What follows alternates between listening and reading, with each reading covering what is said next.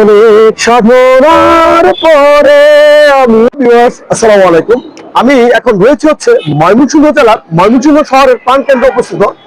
ময়মনসিংহ শহরের 200 বছর আগে নির্মিত একটি অতি প্রাচীন একটি পার্ক বিপিন পার্কের সামনে রয়েছি। আর এটি শুধু প্রাচীন পার্ক নয়, এই পার্কটি কিন্তু ঐতিহাসিক পার্ক বলা যায়, কারণ হচ্ছে এই পার্কটির সাথে ইতিহাসের অনেক ঘটনা জড়িত রয়েছে। আমি আজকে আপনাদেরকে এই ময়মনসিংহ শহরের অতি প্রাচীন এই বিপিন পার্কের ভিতরের সৌন্দর্য, পাশাপাশি হচ্ছে এই ঐতিহাসিক কিছু ঘটনা বিপিন পার্কের সাথে জড়িত রয়েছে, সেই ঐতিহাসিক ঘটনাগুলোই আজকে আমি আপনাদেরকে জানাবো। আপনারা আমার সাথে থাকুন। আমি এখন রয়েছে হচ্ছে ময়মনসিংহ শহরের সেই ঐতিহাসিক প্রাচীনতম পার্ক বিপিন পার্কের একদম মাঝখানে রয়েছে। আমি আজকে আপনাদেরকে সেই বিপিন পার্কের যে একটা সৌন্দর্য রয়েছে এবং প্রাকৃতিক পরিবেশে ঘেরা যে একটা সৌন্দর্য এবং শহরের কোলাহলের মাঝে এই যে প্রাকৃতিক পরিবেশের একটা অপরূপ লীলাভূমি, সেই লীলাভূমিটি আমি আপনাদেরকে একটু দেখানোর চেষ্টা করছি। আর ভিউয়ার্স, এই প্রাচীনতম পার্ক বিপিন পার্কটি কিন্তু একটি ঐতিহাসিক পার্ক এই জন্য বলা যাবে, কারণ হচ্ছে 1947 সালের ডিসেম্বর মাসে রাষ্ট্রভাষা বাংলার পক্ষে একটা ছাত্র সভা অনুষ্ঠিত হয়। সেই ছাত্র সভাটি এই ময়মনসিংহ শহরের সুপ্রাচীন পার্ক এই বিপিন পার্কে অনুষ্ঠিত হয়েছিল।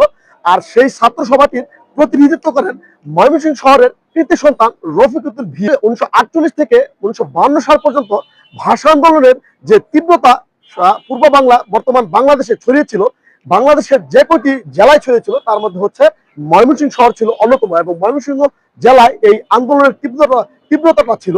এবং ময়মনসিংহ শহরের যে এই ঐতিহাসিক সুপ্রাচীন এই বিপিন পার্কটি, এই বিপিন পার্কেই এই ভাষা আন্দোলনের ছাত্র সভাগুলো এখানেই বেশিরভাগ অনুষ্ঠিত হয়েছে। আর এই ঐতিহাসিক এই বিপিন পার্কে পাকিস্তান বিরোধী যে আন্দোলনগুলো হয়েছিল তার ম্যাক্সিমাম সভাও কিন্তু এই বিপিন পার্কে হয়েছিল। আর ভাষা আন্দোলনের যে তীব্রতাটা ছড়িয়েছিল সেই তীব্রতাটাকে আরো বেগবান করার জন্য যে ছাত্র সভাগুলো এখানে এই ময়মনসিংহ জেলার এই ময়মনসিংহ শহরের প্রাণকেন্দ্রে হয়েছিল, কিন্তু এই শহরের কোলাহলের মাঝে একটা সময় করে যদি আপনি এখানে আসেন এবং আপনার মনের ক্লান্তি বোধ দূর করতে চান, তাহলে আমি বলবো যে অনায়াসে কিছু সময়ের জন্য আপনি এখানে আসলে আপনার একটা মনের ক্লান্তি দূর হয়ে যাবে। কারণ হচ্ছে এই যে প্রাকৃতিক সৌন্দর্যে ভরে ওঠা এই যে বিপিন পার্কটি, এটি কিন্তু ময়মনসিংহ শহরের প্রাচীনতম নদ ব্রহ্মপুত্র নদের তীরে রয়েছে। আর এই পার্কটিতে আসলে আপনি কিছুক্ষণের জন্য এই প্রাকৃতিক পরিবেশের সাথে একাকার হয়ে যেতে পারবেন। পাশাপাশি হচ্ছে ব্রহ্মপুত্র নদের যে একটা সৌন্দর্য, এই সৌন্দর্যটাও আপনি নিতে পারবেন। আমি এই পার্কটিতে আসার পরে আমি কিন্তু একটু আবেগী হয়ে গেছি, যার কারণে হচ্ছে যে আমি একটা গান আমার মনে পড়ে যাচ্ছে। গানটি না গাইলে আসলে হচ্ছে না, গানটি আপনাদেরকে একটু শোনাচ্ছি। অনেক সাধনার পরে আমি পেলাম তোমার মন, পেলাম খুঁজে ভুবনে আমার আপনজন। তো ভিউয়ার্স, আপনি কিন্তু আপনার আপন জনকে নিয়ে এবং অনেক সাধনার যে মানুষটি রয়েছে তাকে নিয়েও কিন্তু এই ময়মনসিংহ শহরের অতি সুপ্রাচীন পার্ক এবং ঐতিহাসিক পার্ক বিপিন পার্কে কিছু সময়ের জন্য আসতে পারেন।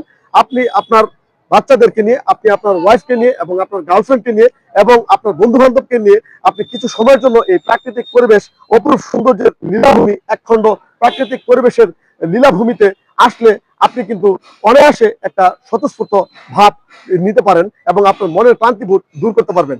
আমি আর বেশি কিছু বলবো না, আমি আজকে এখানেই রাখবো। কারণ হচ্ছে যে এই যে সৌন্দর্যের লীলাভূমিতে এসে আমি আসলে কিছুক্ষণের জন্য প্রাকৃতিক পরিবেশের সাথে হারিয়ে গেছি।